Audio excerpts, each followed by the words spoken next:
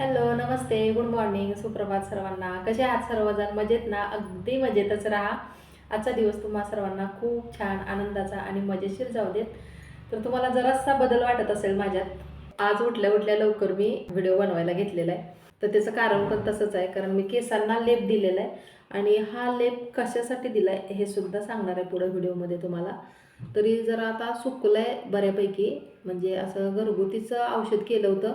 औषध गोळ्यामुळे बरेचसे केस गळायला लागलेत. आता एवढे केस गळतीचं प्रमाण वाढले, त्यामुळे मग म्हटलं. आणि एक व्हिडिओ मी पाहिला होता की त्यांनी काय सांगितलं होतं की केस गळतीवरती सीताफळीचा आणि रामफळीचा पाला असा बारीक करायचा. म्हणजे त्यांनी सांगितलं होतं की दगडावरती, म्हणजे पाटा वरवंट्यावरती वाटून मग त्याचा लेप असा केसाला द्यायचा. आता माझ्याकडे काय पाटा वरवंटा वगैरे नाही, मग मी मिक्सरमध्येच बारीक केलं आणि केसांना असा लेप दिलेला आहे. खरं आहे बरं का हे, कारण मी 2-3 वेळा तरी असा प्रयोग केलेला आहे, म्हणजे व्हिडिओ पाहूनच केलं होतं. तर आहे, फरक आहे. केस गळती बरीचशी कमी होते त्यामुळे. म्हणून आज पण मी तसं केलं. आणि पाठीमागचा बघा, मला वाटते बरेच दिवस झाले व्हिडिओ मी यूट्यूबवरती सुद्धा एक अपलोड केला होता की हा लेप कसा बनवायचा. तेव्हा मात्र मी असं दगडावरती वाटून दाखवलं होतं आणि केसांना कसा लावायचा काय वगैरे एक व्हिडिओ पण मी तुमच्याबरोबर शेअर केला. पण त्या अगोदर मी काय केलं होतं की स्वतःवरती अगोदर त्याचा प्रयोग करून बघितला की खरं आहे का बाबा, म्हणजे त्याचे काय दुष्परिणाम वगैरे होतात का काय. पण नाही, मला तर चांगला फरक पडला होता. आणि त्यानंतर त्याच्यावरती आज मी असा लेप दिला आहे केसांना, कारण वेळच भेटत नाही. रोज असं घरातलं काम, त्यानंतर ब्लॉगचं एडिटिंग, आणि आत्ता तर मी काय केलं आहे की रेसिपी चॅनलचा अगोदर विचार केला होता की जाऊ द्या बाबा, 1 वर्ष झालं तरी आपलं चॅनल काय मॉनिटाईज झालं नाही, आणि यावर्षी नको म्हटलं होतं. पण नंतर विचार केला की नको, की एवढी रेसिपीसाठी मेहनत घेतली आणि मला म्हणजे कशासाठी मला हा चॅनल सुरू ठेवायचा आहे. कारण सुरुवातीला जेव्हा आम्ही रेसिपी चॅनल सुरू केला होता तेव्हा एवढी मेहनत घेत होतो, आणि ऐश्वर आणि मी दोघांची एवढी कसरत होत होती, आणि तेव्हा माझ्याकडे ट्रायपॉड पण नव्हता सुरुवातीचं बरं का. मग ऐश्वर काय करायचा, असा कॅमेरा पकडायचा माझं रेसिपीचं शूटिंग घेण्यासाठी. मग एकदा काय झालं की अण्णांना नाश्त्याला द्यायला वेळ होत होता आणि नाश्त्याचीच रेसिपी मी करत होते, आणि घाई गडबडीत पटकन ऐश्वर असा, म्हणजे आम्ही लाईट वगैरे अशी जोडली होती की व्यवस्थित दिसावं म्हणून. कारण काय होते की इथं किचन रूममध्ये अंधार पडतो जरासा नेहमी. आता आता पण तुम्हाला इथं बा आवाज कमी करते, आवाज कमी कर, टॉमीला बाहेर नाही लगेच आत येतो ते. आवाज कमी कर, मला डिस्टर्ब होतो बा. आणि नेमकं त्या दिवशी पाणी आलं होतं, पाणी भरलेलं, किचन कट्टा जरासा ओला होता, आणि अण्णांना एकतर मी नाश्त्याचा टाईम त्यांचा चुकवत नाही. मग वेळ होईल म्हणून घाई गडबडीत ऐश्वरला म्हटलं, झाले शूटिंग घेऊन, आता तू उतर खाली किचन कट्ट्यावरनं, कारण वरती बसूनच तो असं शूटिंग घेत होता. आणि खाली उतरताना एकदम त्याचा असा पाय घसरला, पडला. तो पडला तसा त्याचा कान असा, एवढा असा कान तुटला ऐश्वरचा. म्हणजे मी व्हिडिओ पण तो शेअर केला आहे तुमच्याबरोबर. मग त्या दिवशी एवढं मी घाबरले, असं रक्त खाली सगळं असं रक्त बघूनच एवढी घाबरली. मला काय सुचना, त्या रेसिपीकडे पण माझं लक्ष नाही, नाश्त्याला पण द्यायचं राहिलं, आणि मी अशी ओरडायलाच लागले. तितक्यात ह्यांची तयारी चालली होती दुकानात जायची.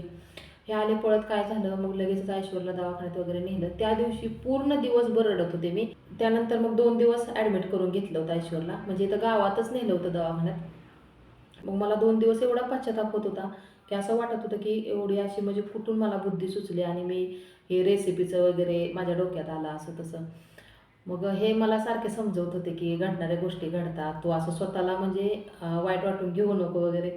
मग मी हे सांगते का, तर मला हे पाठीमागचे दिवस आठवले की मला वाटतं नाही, की मी एवढा प्रयत्न केला, माझं बाळ पडलं त्याच्यासाठी, म्हणजे ऐश्वरवरून पडला, त्याला लागलं. मग तो त्या दिवशी मला म्हटला, मी म्हटलं ना की नाही रेसिपी आता नको, जास्त दगदग होते, मी बंद करते रेसिपी चॅनल. नाही मम्मा म्हटलं, आपण एवढी मेहनत घेतली, नाही बंद करायचा रेसिपी चॅनल.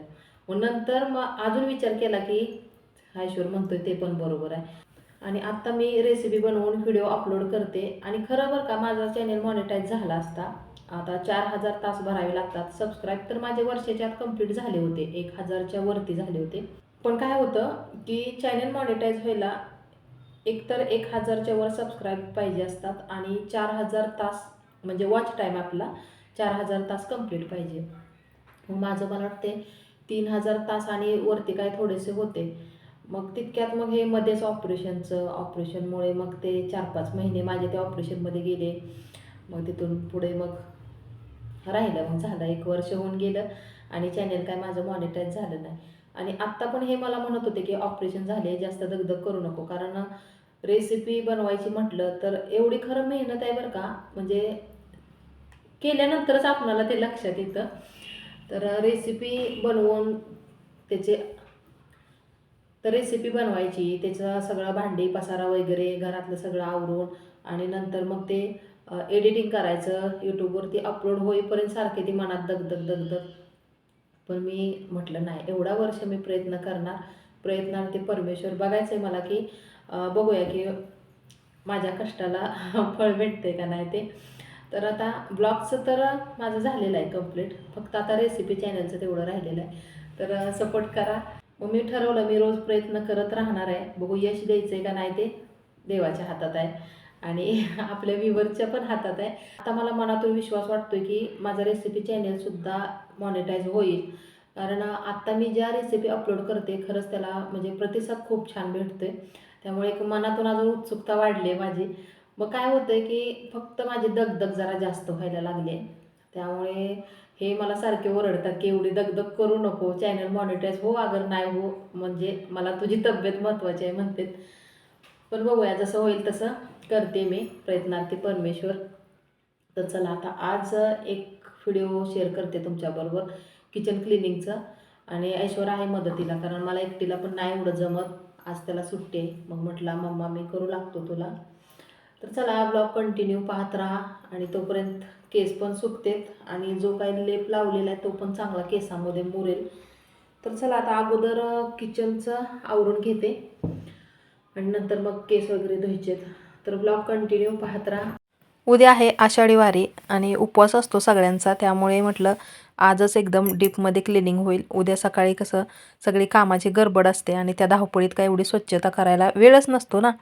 त्यामुळे म्हटलं आजच मग वेळात वेळ काढून सगळी स्वच्छता करून घ्यावी. तर अगोदर किचन रूम काढलेला आहे, कारण किचन रूममध्ये एवढा वेळ लागतो, पसारा पण भरपूर असतो आणि सगळं आवरायचं म्हटल्यानंतर खूप वेळ जातो. तर बघूया आता हे किती वाजेपर्यंत होतं आहे काय माहिती, आणि तिथून पुढे मग बाकीच्या रूममधलं पण आवरायचं आहे अजून.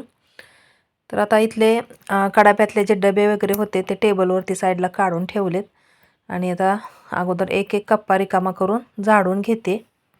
आणि आत्ता तर सध्या पावसा पाण्याचे दिवस असल्यामुळे सारखी स्वच्छता ठेवावी लागते आणि त्यातले त्यात खास करून म्हटलं तर किचन रूम तर नेहमी स्वच्छ ठेवावा लागतो. आणि मला तर वाटतं की रोजची रोज खरं हे सगळं स्वच्छ पुसून घेतलं पाहिजे रूम, पण मला रोज पुसायला खरं सांगते मला नाही जमत एवढं, म्हणजे त्रास होतो जरासा. त्यामुळे 2-3 दिवसातून एकदा मी पुसून घेते. आणि सगळं पूर्ण किचन जर आवरायचं म्हटलं तर मग असं कोणी ना कोणी मदतीला पाहिजे. ऐश्वर असतो मदतीला नेहमी माझ्या. तर आत्ता पण बघा म्हणजे करू लागतोय सगळं काम, जे सांगेल ते काम करतो. किचन जरासं जुन्या पद्धतीचं आहे. आता इथे पहा, इथे कडापे वगैरे आहेत, त्यामुळे इथं एक्स्ट्राचं सामान मी काय नाही ठेवू शकत. आता भांड्याचं कपाट माझ्या लग्नातलं वगैरे दिलेलं आहे, पण इथं मांडलं ना तर किचन रूममध्ये खूप अडचण होते. त्यामुळे ते कपाट काही इथं मांडलेलं नाही मी. आता पलीकडच्या बाजूला दुकानात नेऊन ठेवलेलं आहे. 2 कप्पे जे पुसून घेतले होते त्याच्यावरती आता पेपर अंथरते. पेपर टाकला म्हणजे जास्ती असं खाली धूळ साचत नाही आणि कडापे पण खराब होत नाहीत. नाहीतर पाठीमागच्या व्हिडिओमध्ये तुम्ही पाहिलं होतं पहा, त्या मावशींना जेव्हा कामाला इथं लावलं होतं त्यांनी पूर्ण असं हे इथली जी फरशी आहे ती ब्रशने घासली होती. असं एकदम चिकट झाल्यासारखं झालं होतं. म्हणजे 5-6 महिन्यानंतरच क्लिनिंग एवढं डीपमध्ये केलं होतं, कारण मी इथं नव्हते ना, ऑपरेशनच्या निमित्ताने पुण्यात थांबले होते. तर तो व्हिडिओसुद्धा तुम्ही पाहिलाच असेल कदाचित. कधी कधी काय होतं की आपण अशी तेलकट म्हणजे तेलाची किटली वगैरे इथं अशी ठेवल्यानंतर खाली फरशीवरती थोडंसं तरी त्यातलं तेल असं खाली सांडलेलं असतं आणि चिकट होते फरशी. त्यामुळे तिथंसुद्धा असे पेपर ठेवणार आहे. तर आता जास्त वेळ असं उभा राहिल्यानंतर पण त्रास होतो. बसूनच आता चाललेलं आहे माझं काम. आणि ऐश्वर पण इथं काहीतरी करायला लागलं आहे पहा. त्याने चमचे वगैरे पुसलेत स्वच्छ आणि चमचे मांडायला लागला आहे. इथली खालच्या कप्प्यातली भांडी आता काय घासायला काढणार नाही जास्त. जेवढी जास्त खराब झाले तेवढेच भांडं घासायला घेणार आहे आणि बाकीची सगळी अशी पुसून ठेवायला लागले. मध्यंतरी सगळी भांडी घासून ठेवली होती आणि आता जरी काढायची म्हटलं घासायला तर खूप वेळ जाणार त्यामध्ये. एका दिवसामध्ये काय म्हणजे पूर्ण क्लिनिंग होणार नाही. त्यामुळे मग म्हटलं फक्त स्वच्छ झाडून घ्यावं आणि खालची फरशी वगैरे पुसून घ्यायची. तर ऐश्वर्याने बघा तोपर्यंत इथल्या कप्प्यात जे काही चमचे वगैरे ठेवायचं जाळं होतं ना ते स्वच्छ पुसून त्यामध्ये छोटी छोटी जी भांडी होती ती व्यवस्थित ठेवली त्याने. तरी भरपूर पसारा किचनमधला मी कमी केलेला आहे. जेवढी लागायची तेवढीच भांडी किचनमध्ये ठेवलेली आहेत आणि बाकीची जी एक्स्ट्रा भांडी होती ते एका पोत्यामध्ये भरून वरती गाळ्यावरती टाकलेले आहेत. कारण जेवढा पसारा जास्त तेवढं काम वाढतं. तर आता इकडच्या साईडचा कप्पा झालेला आहे क्लीन. तर इकडं ज्या काही भरण्या वगैरे ठेवलेल्या आहेत त्यासुद्धा काढून तिथलंसुद्धा क्लीन करून घेणार आहे. आणि व्हिडिओ खूपच मोठा होईल त्यामुळे अधूनमधून थोडासा व्हिडिओ मी पळवलेला आहे. या असू दे. तिथं ठेवतोय का? नको तिथं ठेवायला ते. बरं ठीक आहे, असू दे. छान मांडले. टेबलवरच असू दे की रे चमच्याच. अरे इथं ठेवण्यापेक्षा टेबलवरच ठेवावं मी म्हणते रे. नाही असू दे तर, कारण ते एवढं लांबनं कसं घेणार तो, छान पण दिसते. इथलं येतं का? ठीक आहे, असू दे. असं जाऊ दे. एका साईडला म्हणजे समोरच्या साईडला कॅमेरा सेट केला आहे आणि खिडकीतून प्रकाश येतोय त्यामुळे शूटिंग व्यवस्थित एवढं येतंय का नाही काय माहिती. तरीसुद्धा चाललेला आहे छोटासा प्रयत्न. इकडच्या बाजूचा बऱ्यापैकी झालेला आहे आता.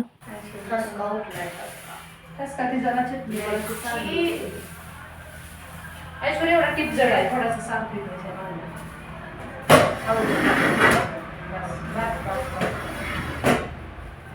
आता झाडले. आता हे टेबलवरच आवडते काय पुसून घ्यायचंय. कचरा निघाला बाई. इकडे सारखं किचन मी आवडत असते बरं का. काय एवढा कचरा होतो, 1-2 दिवस नाही लक्ष दिलं की असं. चला आता इथलं ठेवते पटपट. बाळा इथं वरती नाही ग्लास ठेवायचे बाळा. ग्लासचा कप्पा इथं खाली आहे का? काय वरती तू ग्लास ठेवले होते का नाही, वर नाही ठेवायचं. ओके. ग्लासचा कप्पा. हे काय आहे मम्मा? हे धने आहेत, धने. ह्याच्यात टाकतो. नको असू दे, दिसतेत लगेच. ते राहू दे. ती चटणी कुठं आपण चाललो का नाही तेल तिखट ह्याच्यात नेसायची. तशीच रिकामी असू दे भरली. सगळं स्वच्छ झाडून घेतलं. आता म्हटलं फरशी पुसावी. पण बऱ्याचदा काय होतं, पुसून सुद्धा असे काही डाग असतात ना फरशीवर ते निघत नाहीत. तर आता या साईडला बघा थोडेसे जरा काळवंडल्यासारखे म्हणजे काळे डाग दिसत आहेत थोडेसे. मग मी काय केलं की भांडी घासायची घासणी घेतली म्हणजे कात्या घेतला आणि साबणाने इकडची फरशी बघा स्वच्छ निघाली. पण थोडेसे अगदी 4-5 डाग होते तिथं. काय माहिती काय सांडलं होतं आणि किती जरी असं पुसून घेतलं तरी ते निघत नव्हते. त्यामुळे मग आता घासणीने घासल्यानंतरच निघाले चांगले. तर आता इकडच्या बाजूचे सिलेंडर वगैरे काढून सगळं कडा कोपरा सगळं स्वच्छ पुसून घेतलेलं आहे. आणि मॉपने वगैरे पुसून घेण्यापेक्षा मला असं वाटतं की असं बसून एखाद्या टॉवलने वगैरे जर पुसून घेतलं ना अगदी क्लीन साईडने कडा कोपरा वगैरे व्यवस्थित पुसता येतात. त्यामुळे किचन रूम तर निदान मी अशा पद्धतीने पुसून घेते. एखादं जर असं काही काम काढलं तर असं जरासं दडपण आल्यासारखं होतं. सगळं काम होईपर्यंत काय असं बसू वाटत नाही. त्यामुळे आणि एकदा काम झालं की बरं वाटतं मग. तर झालेलं आहे सगळं क्लीन आता. फक्त आता जो मध्यंतरी असा पसारा जो घेतलेला आहे सिलेंडर वगैरे तो सगळा व्यवस्थित ठेवायचा आहे. नंतर भांडीसुद्धा पडलेत बरीचशी. तर भांडीसुद्धा घासून घ्यायचेत आणि भांडी झाली की मग झालं सगळं आवरून. कालच्या ब्लॉगमध्ये छान अशी हेअरस्टाईल तुमच्याबरोबर शेअर केली मी. तुम्हाला आवडली का कमेंटमध्ये नक्की कळवा. आणि ब्लाऊजची डिझाईन कशाप्रकारे ब्लाऊज शिवावा हे सुद्धा मी तुम्हाला विचारलं होतं. तर ते सुद्धा मला कमेंटद्वारे नक्की कळवा. आणि तुम्ही कमेंट केल्यानंतर तुमचं नावसुद्धा पुढच्या ब्लॉगमध्ये घेतलं जाईल. तर छान असं किचन क्लीन झालेलं आहे.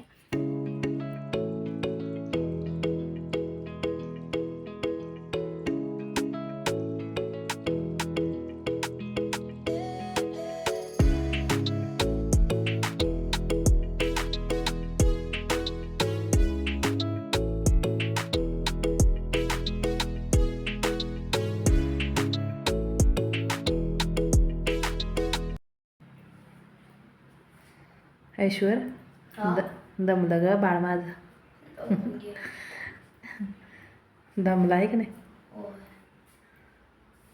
सगळं करू लागला ऐश्वर मला काम. एवढ्या लहान वयात सुद्धा ऐश्वरची बघा मला किती मदत होते. आणि त्यामुळे तर माझं सगळं पटपट आवरून पण झालं. नाही तर एकटीला काय एवढं पॉसिबल नाही आहे. तर फरशी पण बघा इथली खालची एकदम अशी चकचकीत निघाली आहे. तर आता चला केस धुवायचेत कारण लेप जो केसांना लावलेला आहे तो पण चांगला सुकलेला आहे.